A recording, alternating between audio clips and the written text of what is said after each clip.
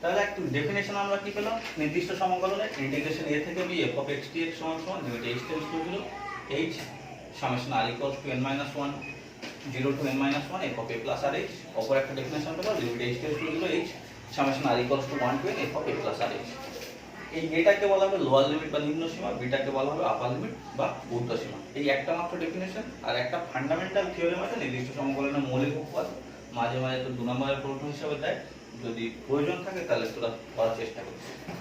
y সমান সমান f of x একটা অপেক্ষক, y সমান সমান f of x একটা অপেক্ষক, a less than x less than equals to b বিস্তারের সংজ্ঞাত।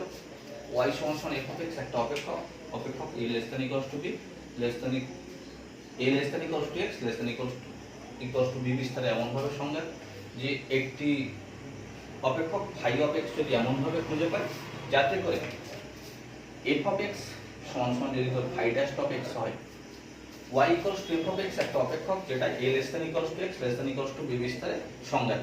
একটা অপেক্ষক phi of x এমন ভাবে যদি খুঁজে পাই যাতে করে phi dash x টা f of x এর সঙ্গে যদি সমান হয়, phi dash x মানে কি phi of x এর ডেরিভেটিভ, ওই যে নতুন অপেক্ষকটা খোঁজার চেষ্টা করছি ওই অপেক্ষকের না তোর সঙ্গে কথা বলতে। তো y সমান সমান f of x তোর একটা অপেক্ষক যদি a less than equals to x less than equals to b বিস্তারে সংজ্ঞাত হয়, এবং এই অপেক্ষকের জন্য একটা অপেক্ষক যদি তোর phi of x এমন ভাবে খুঁজে পাই যাতে করে phi dash x টা যদি f of x এর সঙ্গে সমান হয়, তাহলে আমরা সেক্ষেত্রে বলতে পারি ইন্টিগ্রেশন a থেকে b f of x dx সমান সমান phi of b minus phi of a। Integration a থেকে b f of x dx সমান সমান phi b minus phi of a, এটাকে বলা হবে সমকলনের মৌলিক উপপাদ্য। y সমান সমান f of x একটা অপেক্ষক a less than equals to x less than equals to b বিস্তারের সংজ্ঞাত। f of x অপেক্ষকের জন্য অপর একটা অপেক্ষক phi of x যদি এমন ভাবে খুঁজে পাই যাতে করে f of x সমান সমান যদি phi dash x হয়, তাহলে a থেকে b f of x dx সমান সমান phi b minus phi of a, এটাকে বলা হতো নির্দিষ্ট সমকলনের মৌলিক উপপাদ্য। অ্যাকচুয়ালি তো এটা হয় কিভাবে, ডেফিনেশন অ্যাপ্লাই করা হচ্ছে। ইন্টিগ্রেশনে তোরা আমরা যখন ইন্টিগ্রেশন শুরু করেছিলাম তখন কি করেছিলাম, ইন্টিগ্রেশনটা অনির্দিষ্ট সমকলন যেটা করেছিলাম ডেরিভেটিভের অ্যান্টি ডেরিভেটিভ হিসেবে, সেখানে ddx of f of x যদি f of x এর সঙ্গে সমান হতো তাহলে integration f of x dx সমান কি বলতাম f of x plus c। সেখানে আমরা এরকম তো ডেফিনেশন পেয়েছিলাম না, d by dx of f of x plus c general ফর্মটা সমান সমান যদি f of x হতো তাহলে f of x plus c সমান সমান আমরা কি বলতাম integration f of x dx বলতাম না। তো এখানে দেখ সেই রকম একটা জিনিস পাচ্ছি ddx of phi of x, তাহলে ddx of phi of x সমান সমান কি পাচ্ছি এটা f of x। তাহলে phi of x প্লাস এর সঙ্গে একটা কনস্ট্যান্ট আসবে যদি অনির্দিষ্ট সমকলন করি f of x dx, অনির্দিষ্ট সমকলন যদি করি তাহলে কি আসবে একটা কনস্ট্যান্ট আসবে phi of x plus c যেখানে অনির্দিষ্ট সমকলনের ধ্রুবক। এইবার কি লিমিটের ব্যাপারটা, এই এটাকে ইন্টিগ্রেশন লোয়ার লিমিট, বিটাকে ইন্টিগ্রেশনের আপার লিমিট। এবার তোর ওই যে ইন্টিগ্রেশনটা করলি এই f of x এর ইন্টিগ্রেশন, তাহলে f of x এর ইন্টিগ্রেশন কি পেলি phi of x plus c। এইবার তার লিমিটটা বসাতে হবে। তাহলে এই জায়গাটা ধরে নে ইন্টিগ্রেশন a থেকে b ক্যালকুলেশন করছি, এটা তো কি পেলাম ইন্টিগ্রেশন a থেকে b f of x dx, এটা সমান কি পেলাম phi of x plus c। ইন্টিগ্রেশনের লিমিটটাকে এইভাবে লেখা হয়, একটা থার্ড ব্র্যাকেট দিয়ে, থার্ড ব্র্যাকেটের উপরে আপার লিমিট লেখা হয়, নিচে লোয়ার লিমিট লেখা হয়।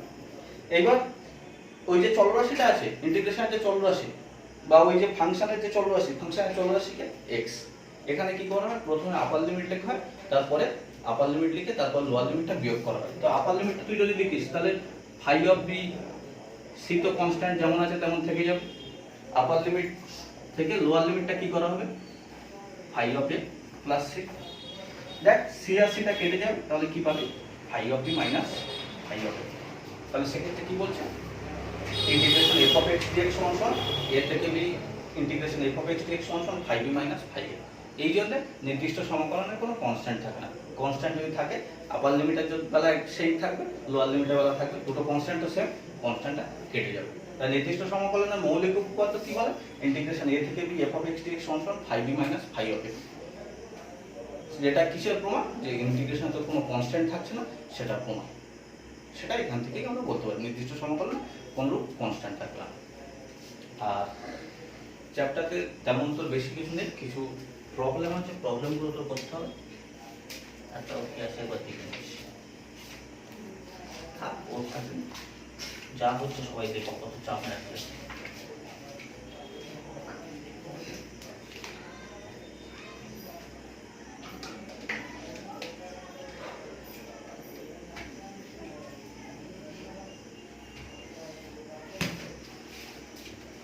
আর প্রতিস্থাপন পদ্ধতিতে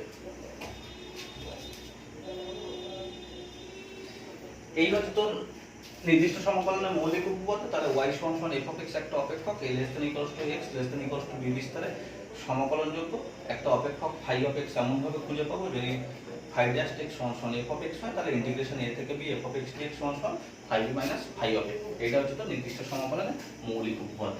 এখান থেকে আমরা কি বুঝতে পারি, তাহলে নির্দিষ্ট সমাকলনে অনির্দিষ্ট সমাকলনের মতো কষ্টকর ওই সমাকলন ধ্রুবকটা লিখতে হবে না, দাদাও বলবে না, কারোর কোনো প্রেশারও থাকবে না।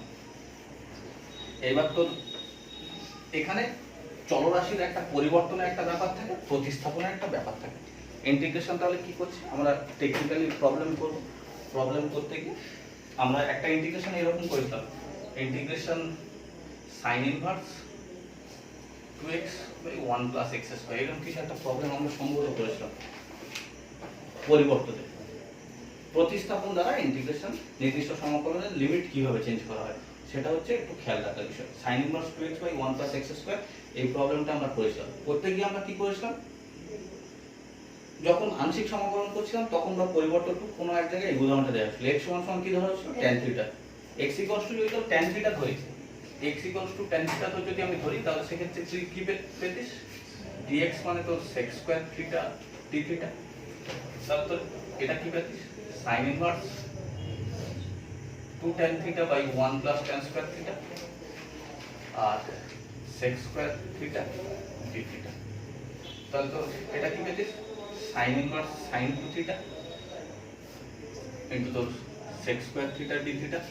sin ইনভার্স sin তো কেটে যেত, তাহলে 2 integration theta sec square theta d theta. এর ইন্টিগ্রেশনটা আমরা করেছিলাম। এর ইন্টিগ্রেশন করলে কাকে ফার্স্ট ফাংশন ধরবো, LIAT এর সূত্র কাজে লাগবে। LIAT এর সূত্র কাজে লাগবে। ফার্স্ট ফাংশন কাকে ধরবো, থিটাকে ফার্স্ট ফাংশন ধরবো u, আর sec স্কয়ার থিটাকে v ধরবো।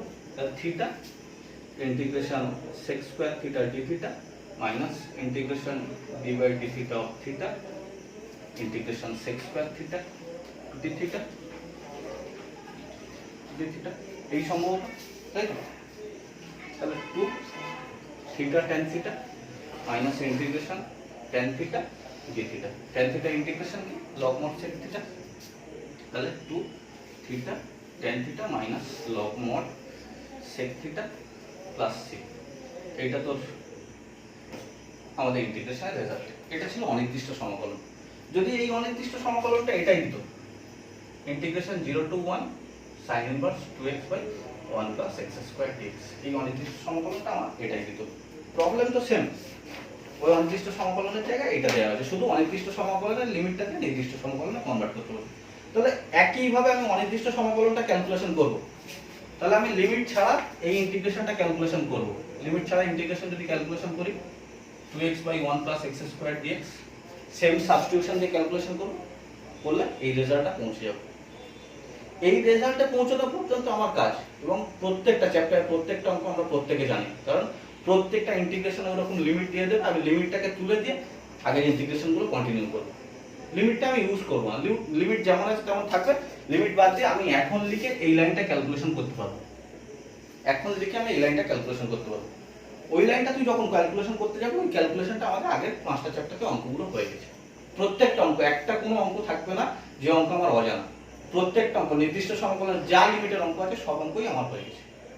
তাহলে এই অঙ্কগুলো করব, অঙ্কটা ক্যালকুলেশন করলে এই জায়গাটা আসবে। তাহলে এরপরে কি আসছে, 2 তো theta tan theta minus log mod sec theta plus C. এইবার কি হবে, তাহলে তোর আমার লিমিট কার আছে, x এর লিমিট আছে। ইন্টিগ্রেশনের চলরাশি কে, x, লিমিট কার আছে x এর। তাহলে আমার থিটা থেকে x এ ফিরতে হবে, ইনভার্স করে হোক যেন তেন করে আমার ইনভার্সে ফিরতে হবে। আর থিটা থেকে x এ ফিরতে হবে। আমি আর x এ ফিরবো না থিটা থেকে, আমি x কে থিটা দিয়ে প্রতিস্থাপন দিয়েছিলাম। তাহলে ওই লিমিটটাকে চেষ্টা করব থিটার রেঞ্জে নিয়ে যেতে। আমি কি করেছিলাম, tan x কে tan থিটা দিয়ে প্রতিস্থাপন দিয়েছিলাম, তাহলে অঙ্কে নতুন চলরাশি এসেছিল কি, থিটা। মূল অঙ্ক কে রে, মূল অঙ্ক x এর, মূল অঙ্কের চলরাশি কে x, তার লিমিট কাজ, তার লিমিট কাজ ছিল x এর ছিল। আমার অ্যানসার চলে এসেছে থিটা দিয়ে, তাহলে অঙ্কের লিমিট কে বর্তমানে থিটা দিয়ে হওয়া উচিত। সেই জন্য আমি ওই লিমিটটাকে চেঞ্জ করব। তো ওই লিমিটটা দেখ চেঞ্জ কর। এই ছোটবেলা সেই 9 এ তোরা সেই গ্রাফের জন্য যেমন ছক করতিস তেমন কর। x আর থিটা সাবস্টিটিউশন কি দেওয়া হয়েছে, x tan থিটা। x এর দুটো মান বলে দেওয়া আছে, x এর দুটো মান কি কি বলে দেওয়া আছে, একটা 1 আর একটা 0। x এর মান 1 হলে tan কত মান 1 এর, 45 এর মান 1, তাহলে x এর মান 1 হলে থিটার মান কত হবে 45, আর tan 0 এর মান কত হবে 0।